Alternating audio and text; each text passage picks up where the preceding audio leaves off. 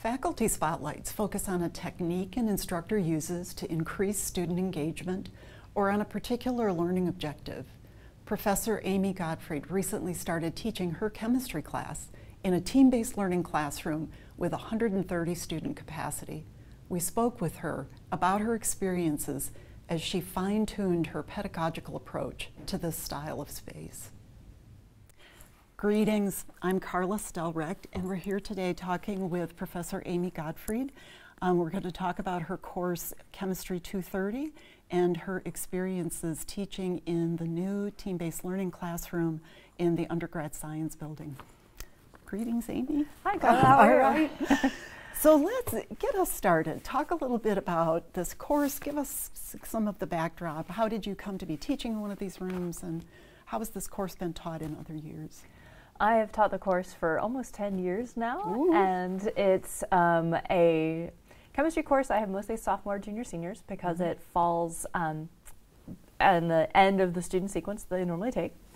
And I think that's important to kind of know it's not freshmen coming in, and then they would come in and take our general chemistry class and then a year of organic and then come to me. And I have mostly students who are interested in the health professions and field. Yeah. And in the past it's been taught traditional lecture setting, 3 lectures a week, plus a discussion and kind of a normal setup. And I had been looking for a long time and thinking about and toying with for a long time flipping the classroom. Wanting to spend more time in the classroom doing what I thought that students found to be harder or more challenging. Receiving content, which is what they would do in a lecture, seemed to be rather dry and kind of straightforward. What got to be harder was when you took the concepts that they were learning and played with them, toyed with them, tried to apply them to new things. And I really have high expectations for their ability to do that and to problem solve, and that's what I test them on. So I wanted to kind of bridge the gap between, okay, here are the concepts, they seem pretty straightforward, and oh wait, now you have to know them really well and apply them. And so there was this big gap in there that they were having to fill in on their own. So I'd wanted to flip it and give them the content outside of class and then have them come in and work in class. And ideally working with one another is a good way to do that. I'd introduce clickers, which gave a little bit of active learning, but not enough. And they were still receiving concepts in class and just toying with them a little bit. So when the team-based learning classroom came online, that was big enough to hold my class. That was really the key for me, because I have about 250 students a semester, so 2 sections. So I fill the team-based learning room and then a graduate science building. When that came online, that seemed to be the perfect opportunity for me to go forward with the flip and have them coming in and working with one another and really working on that problem solving in class, in teams. It had the physical setup that I felt was going to be essential for success in the classroom and doing those problems. And so came online, made the request, got the room, and here took we it from are. there. Yeah. So when talking about the course, you have several pieces really that make up the student work. You have the work that they do before they come to class, the work that they do during a typical lecture session, and then sort of the exam structure. That's a typical part. So let's talk a little bit about the first one, what they do, how you convey that to them, how you structure the information so that it's pretty easy for them to know, here's what I need to do before this lecture. Talk a little bit about that. Okay, so the pre-lecture portion. What I asked them to do is essentially to watch the lecture they would have had for the day. So not quite 50 minutes of video content because there were clicker questions and things. And the content is broken down into videos now that are all, I believe now, 12 minutes or shorter, trying to keep them short pieces so they have easy places to stop and start, and not too much at one time, and that seems to be about the limit of attention span. So they need to watch probably about 40-45 minutes of content broken down into some smaller chunks, 3 or 4 often, sometimes 5. And then the iClicker questions that I had in class, I moved to quizzes on Canvas. So they usually have a 2 or 3 question quiz that they do, just to check. Very simple, straightforward.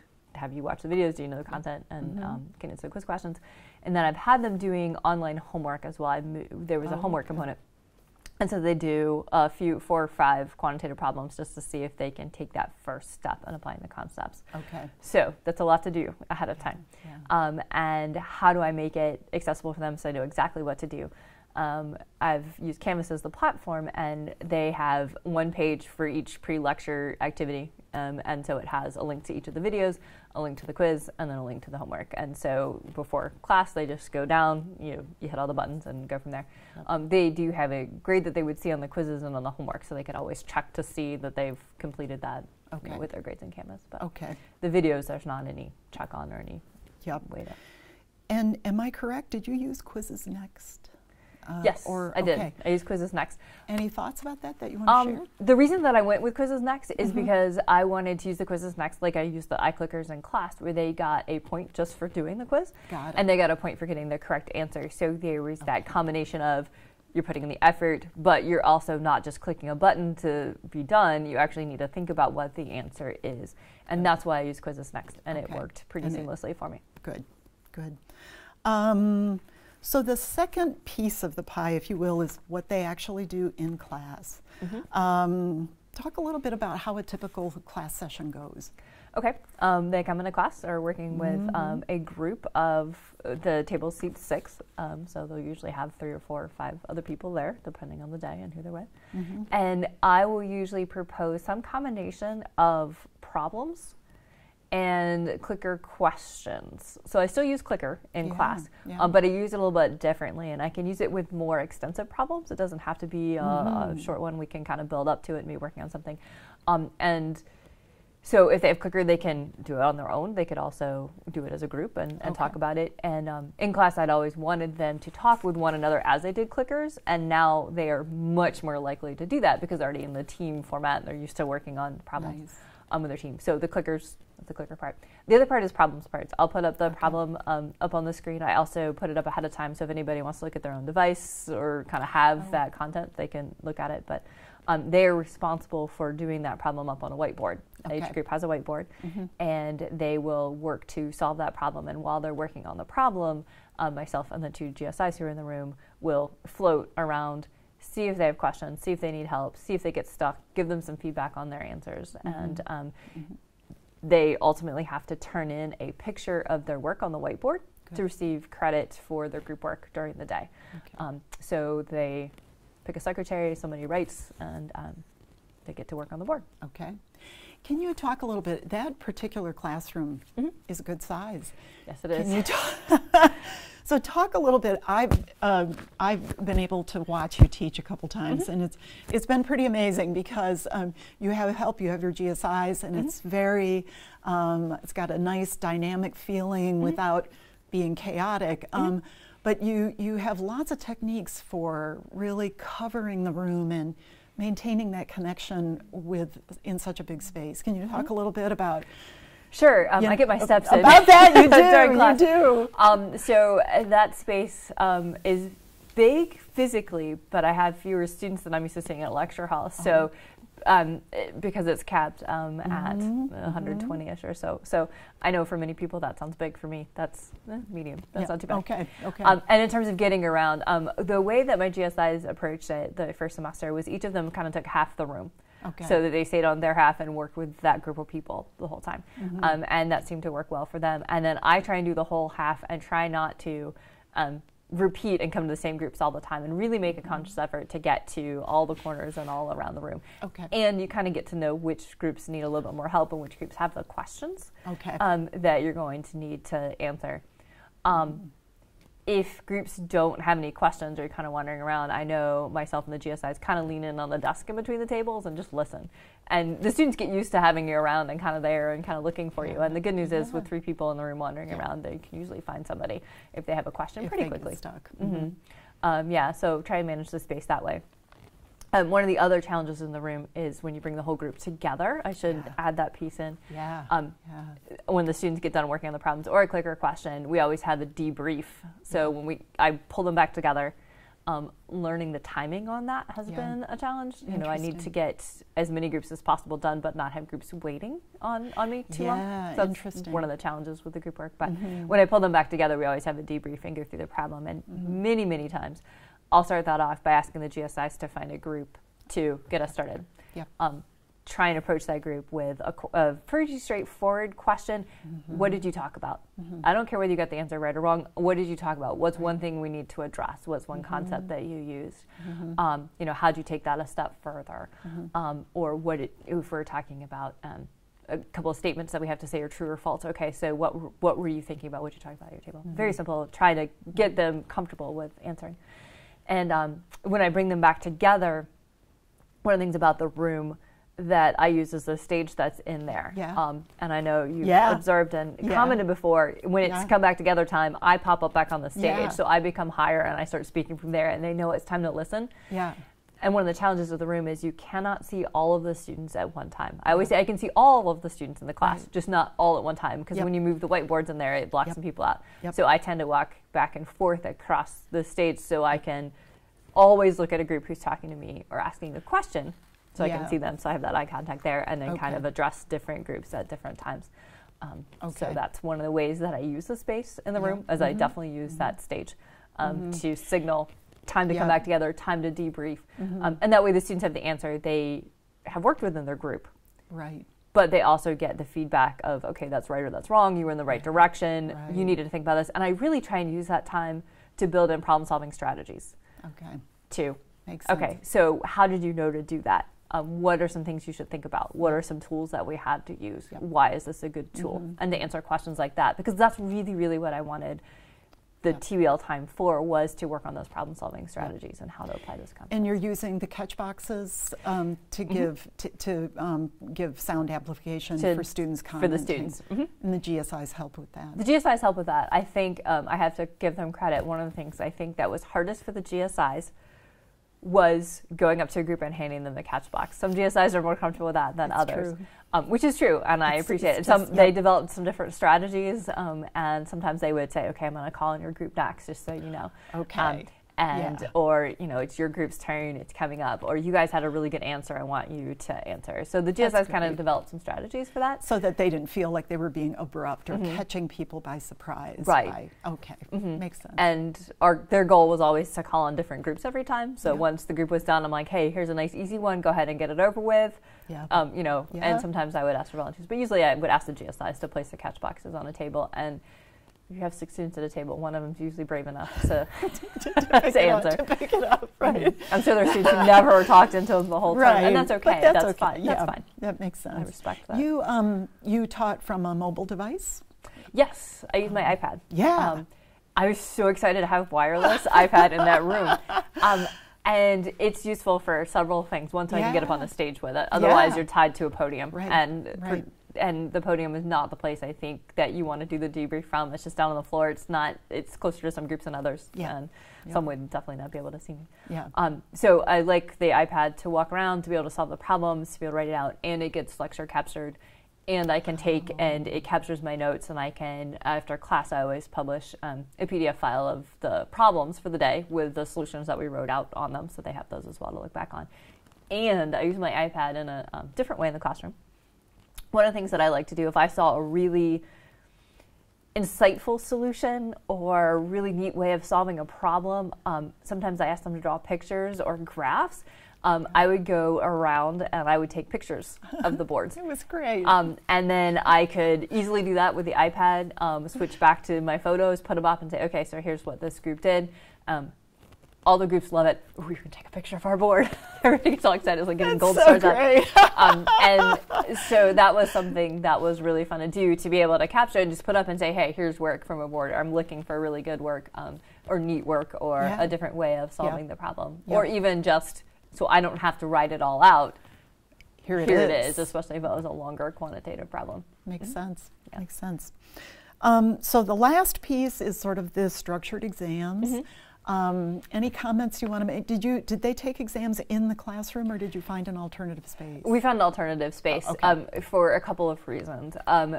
First reason is you have 2 sections of the class, and so if you had one take the exam at a different time than the other, that's where it can get out, and plus you're also limited to the time you have to take the exam. Then you're limited to 50 minutes and really less than that.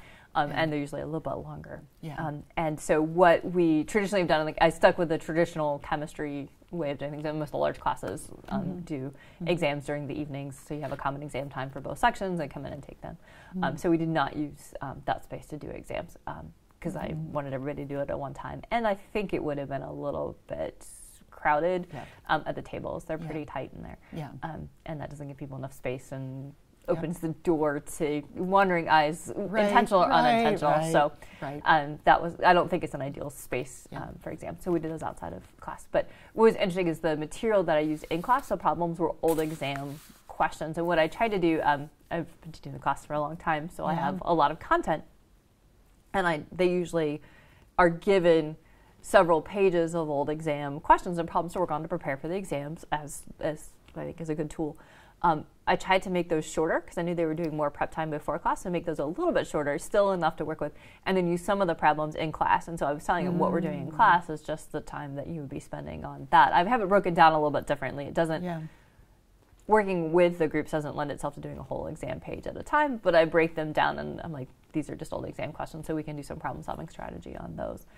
So in class time should be good getting you ready for exam time. And one of the positive things that came out of the class in terms of feedback was that students did say they felt more ready to go ahead and start the practice exams than I ever have had in the past. In the past, it was like, oh, there's this big jump. There's a huge chasm between what we do in class and receiving that lecture material and even the homework, and then starting what I call it the prep, which is a practice exam material. And now I got a lot more feedback saying that they're more ready to go and start that, and they feel like I feel like I'm achieving the goal, which is to kind of move them forward and get them ready for those applications and problem solving. Can you talk a little bit about how you gathered feedback from them? Was it just the end of the semester surveys, or? The first time I taught the class, I actually had them go up to the whiteboards and make a list of, as a group, of 3 things that they felt were most helpful about the class in terms of their learning. And then 3 suggestions they would make for improvement or making the class better, and had them do that in class. And it complemented the first day where I had them come in, and one of the activities I did on the first day was, what are you excited about and what are you nervous about? And so I felt like it was a nice bookend for the back end of things to ask them that. So I have some feedback from that, and then as well as the student evaluations, there were some comments and feedback in there as well. Good. So talking a little bit about the student experience, let's start with, what do you think the expectations were that they brought with them to this new format? Were most of them aware that it was going to be different, or did they kind of gloss over that and not realize? I don't think most of them realized that, to be completely honest. I think they came to the first day going, what are we doing? Where are we at? And one of the questions I asked the first day of class is, have you ever heard of TBL, or team-based learning? And then, have you ever taken a class like this? And the awareness level, if I remember correctly, was 60–75%. People had heard of it. It wasn't a new term for many of them. But having ever taken a class like that, those numbers were really low, like 10–15%. Most students had not taken a class like that, so they were like, oh boy, here we go. I will have to say that first term, I asked them what they were nervous about and what they were excited about, and the format of the class made it on both lists. And I honestly, I told them in the breakdown, I'm like, you know what? I'm nervous about this, and I'm excited about it too. So we're in this together. And so that made it onto both lists. I think by the end of the semester, I had many people on board, but some people not. I had a very vocal group that was resistant to it, and they have an option. I've always taught the class where you can come and just take the exams, and your grade can be based on exams only. You prepare however you want. You don't have to come to class. You don't have to do homework. You just have to take the exam so I can evaluate your knowledge on it. And I've always had that option, and I think that option, I'm glad that I had it established already, and it carried over well in the 2 terms I've done it. I was really glad to have that to say to somebody, but I am not a group person. I really think it's absolutely fine. If you don't think this is going to help your learning, you always have the option just to take the exams. And actually, for the students now, the new class format, they have a huge advantage because all that content is recorded for them ahead of time, and it's really set up and laid out for them, and so they have an even bigger advantage. And there are always a few that don't come. And actually, what's ironic is I know who doesn't come now. I really do, because I know the students in the class a lot better. When working in groups, I know who's not there. So I have a really good handle on who's not coming now. Who's not coming. And who's not coming. Yeah. I don't know their faces, but I know their names. Mm-hmm. How do you think, and I think you've touched on this a little bit, but in terms of, exam scores and just overall feedback that you got, were there surprises in how the style of the class? Did you see improvements in test scores? Did you see more relaxed, less stress? This isn't a group that's less stressed. It was probably applicable to, but I think for some of them it helped a lot. There were still some struggles to the material and get into the content. I think that the scores, there was an increase in scores, I can positively say, in the 2 terms that I've taught it. That I don't want to attribute to one thing right away. Some of it's because I had to change the grading scheme a little bit, where I wanted to make sure there was plenty of motivation to prepare to come to class and keep up with the material that way. And so the grading scheme became a little bit more effort-based.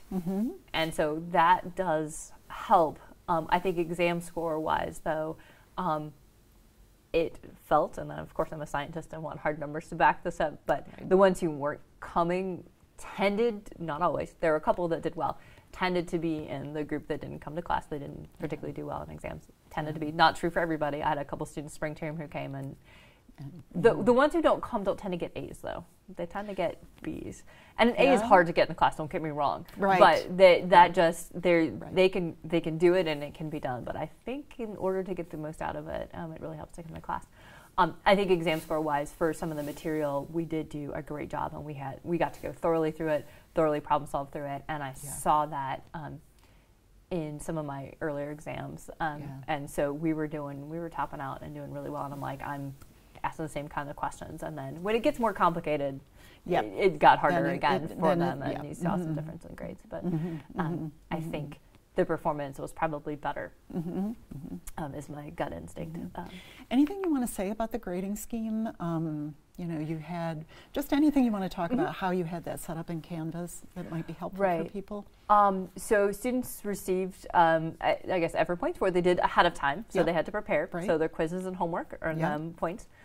They earned a little bit more even for their work in class, for the clicker answers in class and the pictures. And really that's an effort, that's a participation. I want everybody on board. You have to do all the pieces. And so those are points that I would say are easily attainable if you put forth an effort. There's no reason why you shouldn't get them all in.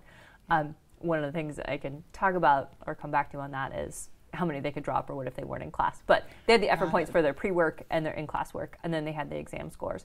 And I kind of dropped the exam score percentage down to about, 75-ish%, and it had been closer to 85% before. So I did drop that, and so you saw a difference there. In terms of one of the things with managing the effort points, what do you do if somebody's sick? What do you do if you have a cold day? Which we did, those 2 days, winter term. And those days we just kind of skipped. But what do you do if there's some issues, which are always going to come up and you want to plan for? So I previously had, for clicker questions, I said you have to get 75% or above the clicker questions in order to get full credit. As long as you got 75%, that's good. That way you drop them. I don't have to worry about making them up. You're going to miss some class, that's fine. We don't have to go through logistics. I did raise that bar. I went from 75% on clicker to get full credit, or in class to get full credit, to 85%. Interesting. So while I expanded the number of points that were available for effort, I raised the bar for the effort that I expected out of students. And that makes sense. Makes sense. And many of them achieved that. Not everybody did. And you get a percentage of the point if you don't get 85%. But so I did kind of adjust that, and I think there does need to be some flexibility in there with that. Because it's tough to be there all the time. Logistics, right? Sure. Let's talk a little bit about how you manage student teams. How did you form them? Anything that you want to talk about, just groups of people and some of the challenges, things you learned. Did you randomly put them together, or? So that has been a little bit of a challenge. I'm still working on refining that, I will say. I'm not where I hope to be with it. I guess I need to come back to grading first, too. The teams, there was a team-based evaluation. That was a small percentage of their grade. It was about 1.5–2% of their grade, where they were asked to evaluate their teammates. And if you came to class and participated, usually did well. And if you filled out the evaluation, you did have to do that. Those who didn't come to class did not get those points. Okay. But with the teams, in terms of putting them together, I tried using CapMe to begin with and kind of randomizing that. What I found challenging about that was getting students to put all their information in and kind of get a roster in. And one of the challenges with the beginning of the semester is students will withdraw from the class or drop the class and are kind of moving around. So it's really hard. And I wanted to have the teams going right out of the gate. Yep. And so that's a challenge, because if you have a group of 6 and 3 people happen to draw, you just get unlucky. Then you have a group of 3 and not of 6. And so that's a challenge. One, maybe it can be solved in terms of the randomization. And then the other is just kind of the fluidity that you kind of have at the beginning, the first week or 2 of the term. But they were assigned a table to set up, and they were assigned a group. Okay. And what I tried to do was use CapMe, because then they could mix them up and make new groups based on various criteria. Not being with the same group was my goal. And I wanted them to have a chance to sit at a different geographical location in the room. Yep. I had a student come up and say, I'm having a hard time in the back corner. I feel like I'm further away and having a hard time seeing. Can I move to a different spot? Absolutely. I made sure that he was not back in that spot again. So there were some things like that to consider. Spring term, when I had a smaller group, so I only had 120 and I only had one section, I did the groups by hand, and I kind of, I randomly did them by hand. Interesting, And I made sure that they moved to a different geographical location and were different people. And that was harder to do by hand and took a little bit more time than I would have liked. So I haven't perfected the group assignments. What I also did do as the term went on, I figured out who wasn't coming to class, and you can tell pretty quickly, and I kind of left them off the list. I didn't even assign them to a group. And if they come to class, I had a spot to slot them in, but that way you didn't have empty seats, and we almost collapsed into a little bit smaller space in the room as the semester went on. Usually I had only a table that was kind of missing. Usually there were 6 who didn't attend each one. So I was down one table, but I could condense them together in that way. If somebody was absent, you didn't have a non-comer, an absent person, and then something weird happened in another group and just get too small. So that was one of the things that I think was important, was to leave those who weren't coming off the list. Off the plans, out of the plans. So talk a little bit about teams and how they interacted and some of the experiences you had. Right. One of the things that I went back and did the very first day of class was try and explain what this was and what we were doing and why we were doing it. And one of the reasons that I really like what we were doing is because the students get to meet and work with other people in the class. And that is one of the pillars of strong educational foundations. Probably not quite the right phrasing that I found in terms of undergraduate education, getting to other people in the class, and as well as the staff and faculty member. But so having them work in teams is a way to do that. They get to know the other 4 or 5 people at their table reasonably well, because they're going to work with them. I use 3 different teams, so they switch twice during the semester.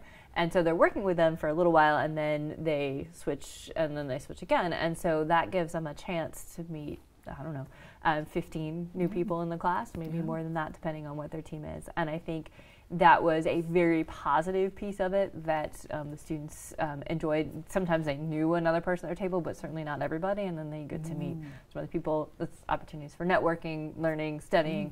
People say, I don't have anybody to study with. I'm like, well, you have everybody at your table and kind of in contact with the people at your table. So that was a definite asset of working with the teams and team-based learning. In terms of structuring them and how they worked, sometimes they worked really well. We got great teams and great relationships out of that, and they didn't always work really well. And so I'm still trying to work within the parameters of the class and try and figure out a way to manage them well. One thing that I think is essential for teams, and was for me as the instructor in a class that big, was I made them all use name tents. And I made them use them every time. I said, okay, because what I found when I didn't do that at the very beginning is they would go and evaluate their team members, and I just used a Google form to do that, to do the evaluation. And they had to put the name of the group member and then answer on kind of a Likert scale, just 4 questions. Were they there? Did they participate? And I don't remember exactly what the wordings on the other ones were, but they were answering those questions, but they had to put the name in the form. People didn't remember the names of their teammates. I'm like, if you don't know the names of your teammates, this is a problem. So I introduced the name tents, and I said, you have them out every time. It helps me to learn their names. It helps them to learn the names of their teammates. It helps the graduate student instructors who are in there to learn their names. Name tents I will never not do them again. Love them. Okay. Love them. They were great. Yeah, And that way yeah. we sorted, and you had them at their table every time, and it was really easy to do. At the end of class, I'm like, collect them, couple them together, we'll keep them. GSI walks around, collects them, we put them out at the beginning of class. Got it. So the name tents were essential. So that way they knew a name, they knew a face. There's no excuse for not knowing that person, and that helped me know who wasn't there too. Yeah, That was an easy. Right. That was right. why I knew. Yeah. Who wasn't there because their name tent was sitting there empty, most of the time. So I think the name tents were pretty essential. They did have to work in teams, and one person from their team had to submit the picture on Canvas. Okay.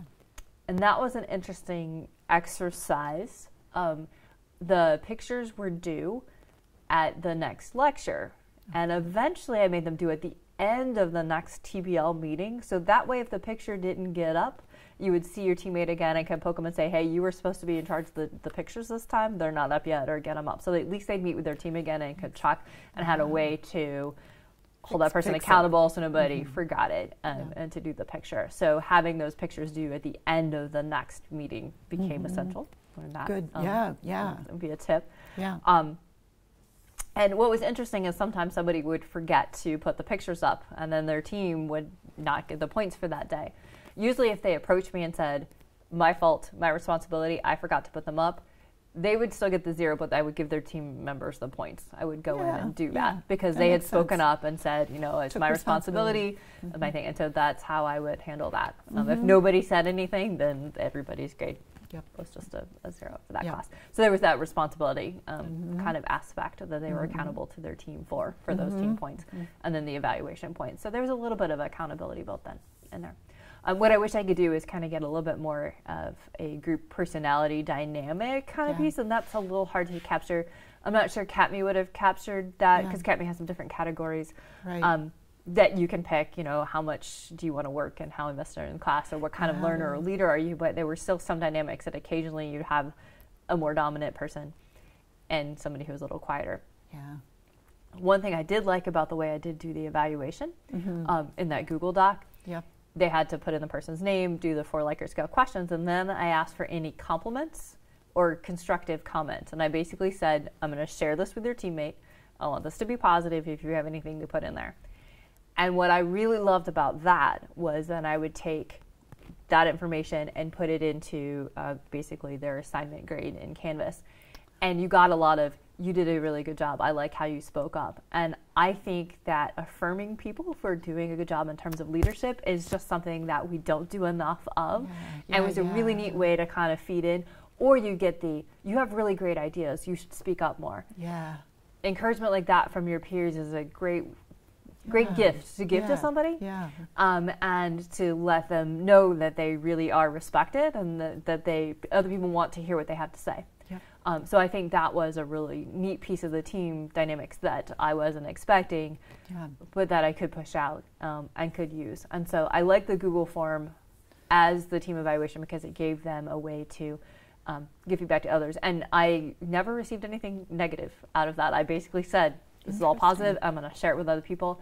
And so far, I don't know, 360 students in easily. I've had a positive experience with that. If anybody decides to do it, come see me about how to format that Google form and make it logistically possible. I learned how to do that. There are just a couple little tricks in terms good of to know. How to format it and just to cut and paste the data and kind of sort it. And I've got it. You import it in Excel and you sort it. And I've got the logistics for making that doable because it's a by-hand process. Okay.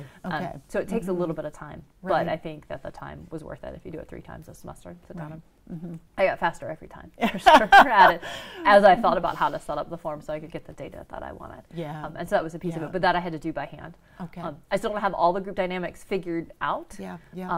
But in terms of assigning the groups and randomizing them, I'd like to have that a little bit more automatic. May I ask, did you assign roles or did you just let them? That's a great question. I talked about roles at the very beginning of the semester, and I said within your group you need to have, I called it not a leader, I called it an initiator. Somebody who initiates conversation and includes everybody. So kind of 2 I words, initiator and includer. You need to have a secretary to go to the board and you need to have a picture poster. The rest of you going to rotate through, checking notes, doing the calculations, looking up information if you need more information, flagging down a GSI or myself. There's other roles you can play in too, and those are moving through, but you have to have kind of these 3, or you should, I think, every time have the initiator, includer, the scribe, and the picture poster. And my expectation is you're going to rotate.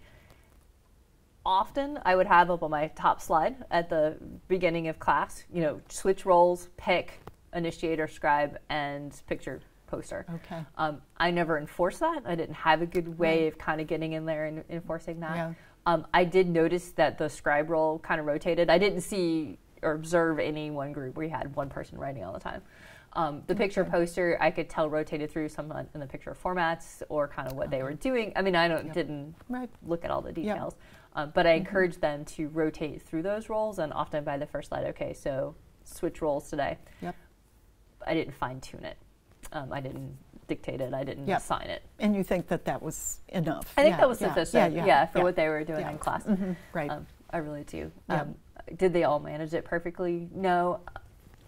I've done team contracts before. It was a matter of how much time do you want to take to do this. I did give them time at TBL to fill out the group evaluations. That was one thing I did give them time to do. We had 5 minutes that next class to come in, and you could do it in class, or it was due by a certain deadline later. But that's the one thing in class. I did give them time to do the evaluations. Okay. Excellent. What about your graduate student instructors and other folks? You had a mix of folks in there helping you. Yes. So first, maybe talk a little bit about their role in lecture, and we've alluded to it, but maybe talk a little bit about that. Okay. I had 2 graduate student instructors in the room with me at almost all times. We managed to do it with just one time. We had one who didn't make it, but. And their job was to walk around and help groups. That's their primary job, to answer any questions, to kind of work through the problems. I don't think typically looked at the problems before. They may have, I had one who taught a class before and they might have been familiar, and I have had a couple of UIAs who may have seen some of the problems before, but again, I kind of chopped them up, and if you change their context, they look kind of different sometimes. So they were going at the problems new, and I told them, I was like, that's okay, you go through, and this is how I'm thinking about it, or how you're thinking about it. Occasionally they would check in with me, is this kind of what you're going for? I'm like, that's fine. In terms of preparing for a class, I don't know that they did. I mean, they were expected to keep up with the course material, but I posted notes ahead of time. They could have looked at them, but they came in. And it was just to talk to them. Are you stuck? What are you stuck on? What are you thinking about? What are the problem-solving strategies? And they did a good job of doing that. I had one who was very reluctant to butt into groups. And I kind of worked with her, and I was like, okay, so I'll tell you what, do this for me. Go up and listen. Kind of stand there and listen to them and try and come up with one question to ask a group. But kind of to walk kind of next day, maybe 2 questions to ask groups, or, ask them about what they wrote about on the board or what they were thinking. Or you could say, anybody have any questions, that's fine too, but just kind of let them know you're there, and kind of to work on that, and that was less comfortable for that particular GSI, and we kind of worked on that. The other role of GSIs was to run the catch boxes. And I guess I should say a third very, very important role for the GSIs that I emphasized them greatly was to help me see questions. Got it. Because again, I can't see the whole room. I can't see all the students at once. And so I'm like, you need to help me find questions. If there's a question I need to have, signal. Flag me down. And so they were good at doing that.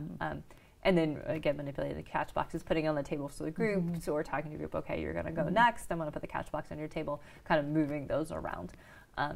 And getting those to where they needed to go, and then helping me find questions was super essential. How do you think that the format of the class impacted them when they were in discussion with their smaller groups? Right. So it was really interesting, because discussion was one of those things that I didn't think a lot about before I jumped in. I was like, okay, this is going to affect discussion. I will worry about that later, is what I did my first semester. I was also concerned about study groups, because the Science Learning Center study groups are a big part of the class, and not all students participate in them, but many of them do. And I'm going, well, TBL is sort of kind of like a study group, and similar to what we did in discussion. And I'm like, oh boy. So the discussion piece was part of my class in mind. I was like, okay, not going to worry about that. The study groups, I did know that was impacting SLC and those study group leaders. And so the course leader for the first semester I was doing this was great. I'd worked with her before, and she'd taken the class. And in fact, at the end of the semester, I said, can I buy you a cup of coffee? Will you come and will you be my ears and let me know what students had to say, how study groups went? Was there an impact? Can I just ask you some questions if you wouldn't mind? It's just like, absolutely, happy to do it. And what she got out of the students was that she felt students came better prepared to study group. they asked better questions. Interesting.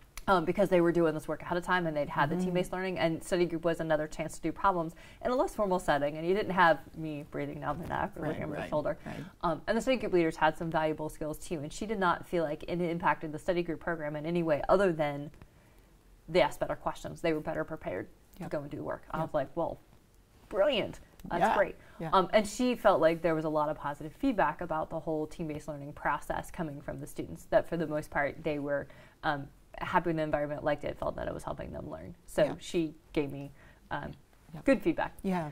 And then for the discussion, I knew that was going to be a challenge because the GSIs usually prepared a worksheet, and I had a grade associated with coming to discussion of that worksheet. And the students, I think, with that were kind of like, you're taking us from a group of 6, throwing us into a group of 24 now, and you know, do we subgroup breakdown? And that became extraneous, extra. Just kind of, I think it was forced, and a lot of students didn't get a whole lot out of it. So I changed it the second time I taught it, and I took the points away from discussion completely, and I said, here it is as optional.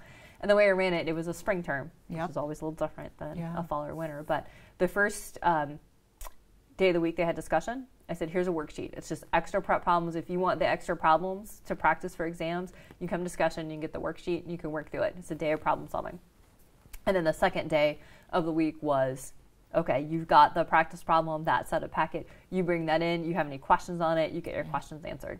And so I structured the discussions differently, specifically for the spring term, didn't require the points. The people who wanted to come, came, or if they had questions, they came. It was a lot more flexible.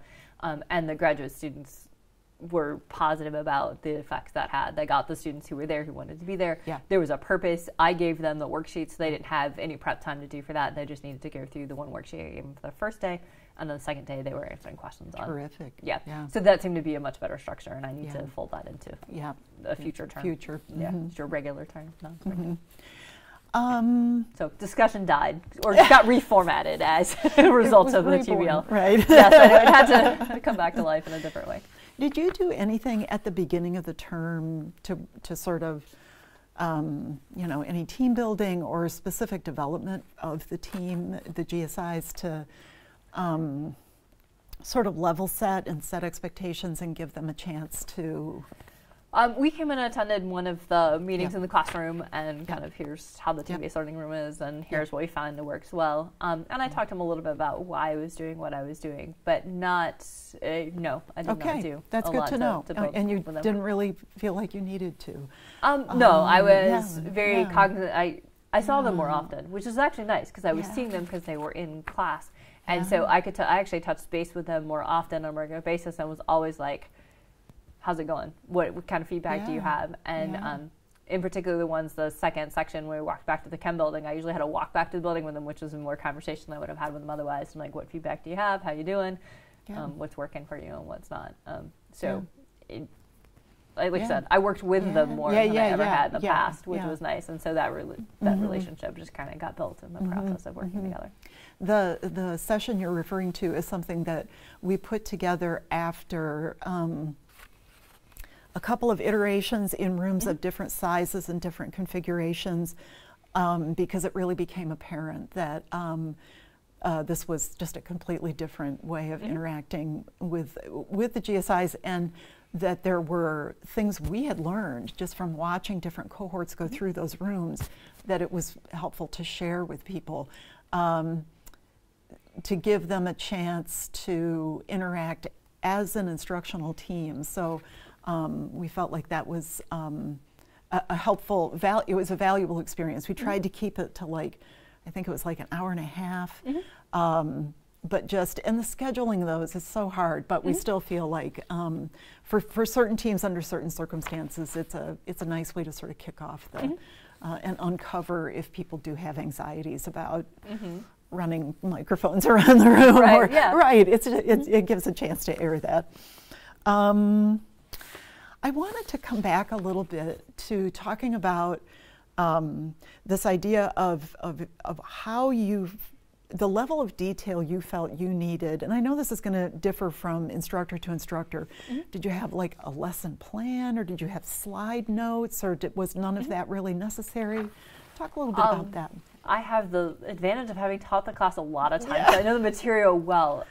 But in terms of preparing for the class, I think I would have had prepared the same things, I guess I would say, for class.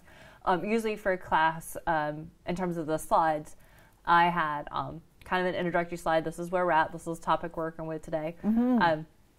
It's helpful to put the team, remind them to switch the team roles for the day. That first slide, any kind of logistics stuff like you would start off a regular class. And then after that, I had the problems, and I needed to, like I said, I took old exam questions and just turned those into the problems you're going to do for the day. And it took some reformatting more than anything else. And then some of them I turned into clicker questions. The clicker questions I had before that I would take in my lectures, and I would get like a 50-50 split on, which I absolutely love because they're a great teaching opportunity. And so those I pulled in and used some of those. So in terms of content, what I was thinking about for the day is I need to have 3 or 4 activities was good. Those were the problems they worked on as a team. I expected to see those up on a whiteboard. And 2 or 3 clicker kind of questions for each day. Often a summary at the end, which reminded them to take their picture, erase their boards, and collect the name cards.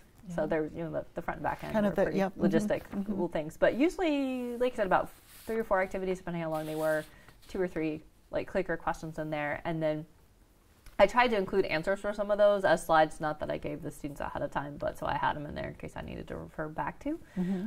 But you're really wanting to prepare problems for class and then talk through it, and it is dynamic, and I can absolutely see where it would be outside of someone's comfort zone to kind of walk in and say, okay, I don't know what I'm going to get in terms of class. You kind of have to work with what they're doing, and sometimes they'll surprise you and fly through something and really understand it, and other times you're like, oh wait, this we need to talk about a little bit more. So it's kind of like, it's not like doing clickers all the way through, but with that clicker, if in terms of a mindset, if you're thinking clicker, here's a clicker question, I'm going to see how students do on it. Great, they're doing really well. I just kind of need to do a quick summary, or no, they're not. We need to go through this a little bit more. It's kind of like continually doing that all class as opposed to filling in with something that you have prepared. And I very occasionally did that. I got a little lecture occasionally. The first day, I got a lot. But after that, occasionally I would pull something in, or occasionally I would have a picture ready to show, to refer back to from the notes or something like that. Just in terms of wrapping up, what would you say surprised you the most about teaching this way? What was the biggest surprise? I think I was surprised that I did it and pulled it off, but I was surprised at how well it went, I think, for me, because I know when people have asked me, what do I like teaching? When I first arrived at Michigan, I was utility infielder and taught lots of different classes, so my response to that is anything I'm not doing for the first time. So content knowledge, very comfortable with the class, but completely changing the format, and also, in my experience, knowing that needed to be justified and sold. I knew I was going to have to pitch it. I was amazed at how well that it came off. I did have a vocal group who didn't like it, or like, oh, what have you done to it? But it was small, and I had okay, fine. You don't like it? You don't have to do it. I'm not forcing you anything. But I think I was pleased with how well it actually went through the first time. I credit a lot of my GSIs. I did have a great staff, and I credit the students for their flexibility. And I really think if you ask people to do something, you explain what you're doing, tell them what's going to go on, they rise to the occasion, and they did a fantastic job. So I was pleased at how well that it went and came off, and how positive an experience that it was overall. It wasn't you're changing something, this is an experiment, I'm a lab rat, you're experimenting on me, this is awful, this is terrible, this is horrible kind of stuff. This is you kind of justify, you've shown it. I will have to say, I'll do an aside, I had one gaffe winter term that was big, and it was in terms of the grading that I did. And with the grading, I was trying to figure out with those the pictures that students were submitting on whiteboards. The whole team got all the points for that. Was how it was set up, because that's how it's set up in Canvas. One person submits the assignment, you give the team one grade as it goes down as a group grade. But there were people who weren't attending class who were getting those points. And I had not thought through that detail ahead of time. Mud on my face, that was me. I totally owned up to it. But so what I decided to do is, okay, so your clicker points represent whether you've been in class or not. If you have any clicker points for the day, then you'll get the team picture points. If not, it's not fair that you get the team picture points. So I adjusted grades about 2/3 of the way through the semester, and I got a huge outcry because people had been getting the team picture points even though they weren't in class. And they were extremely upset that those points got taken away. In the end, they had only get a certain number of points to do it, and a lot of people were like, well, they weren't in class, that's only fair. But I made an adjustment way through, and I got a big outcry for that. I got up in front of the class and said, this is it. Here's what happened. I am sorry. It was absolutely my fault, and here's what I wanted. I survived that. And with a few people who were pretty upset, and I'm like, you have every right to be upset, and I understand that, but I think this is the fair way to do it, and I've got to do what I think is best and fair. And so surviving that outcry was also a big kind of win for me. But I think I'd set the stage, and I'd certainly gained enough trust at that point, and had a lot more relations with a lot more people other than the ones that were coming, which are the ones I think that were most upset. I actually had a student who emailed me after the semester, and he said, I should have sent this sooner, but you got up in front of class, you told us exactly what it was. I know there were a lot of people who were upset. I hope you didn't listen to them, because what you were doing was, we think, the fair thing, and there was a lot of positive things, and we know that you really did care and were doing the best you can. And I'm like, oh. Lovely. Yeah, that was great. So I think the surprise for me was surviving that gap, and having it go off as well as it did. Yeah. But again, I think it was because I did set out some expectations, tried to communicate clearly, and I had a stronger rapport with more of the class than I would have before. And I think they got out of it. They really did get the groups and the teams and working with others, and all those things that were supposed to happen did. All the benefits were really there. With their grades and with their preparation, and they asked better questions on Piazza on our discussion board, which I've used for a long time. I mean, the questions I was getting, I was like, wow, okay. So, and it worked well with the study groups, and so I think it not that I had low expectations, because I'd been looking at this for a long time, but it exceeded my expectations, and was something that, even though I was doing it for the first time, went really well, and I don't feel like I put anybody at a disadvantage.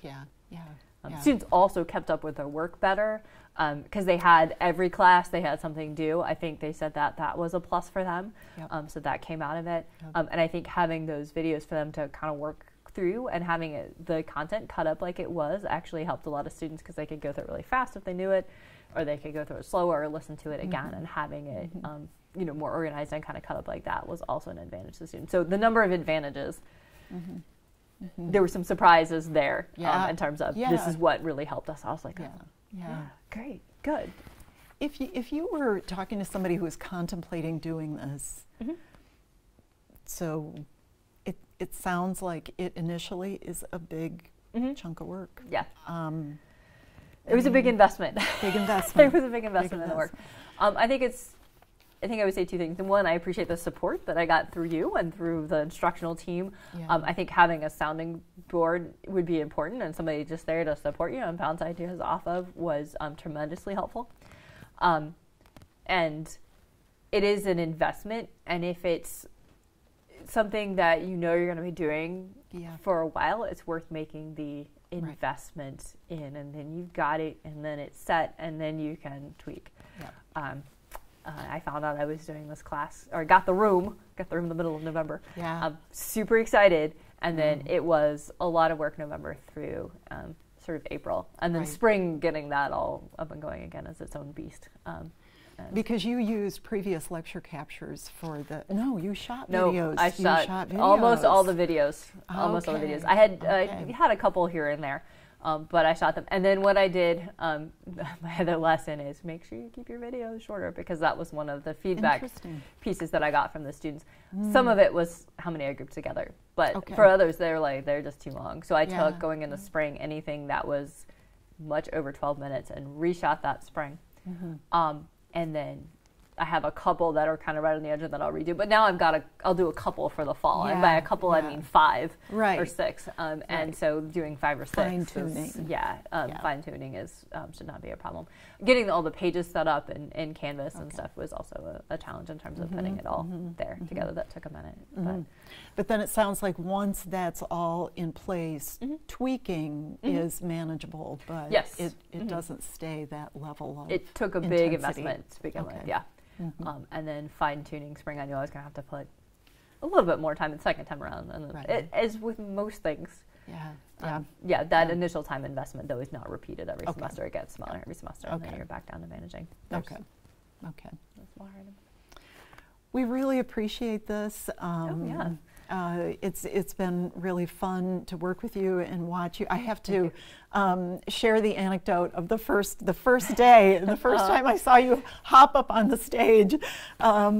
It's just been really fun to watch you get comfortable in there and get comfortable, making some mistakes and responding and kind of building that community in there, which it sounds like was helpful in terms of, riding through some of the challenges.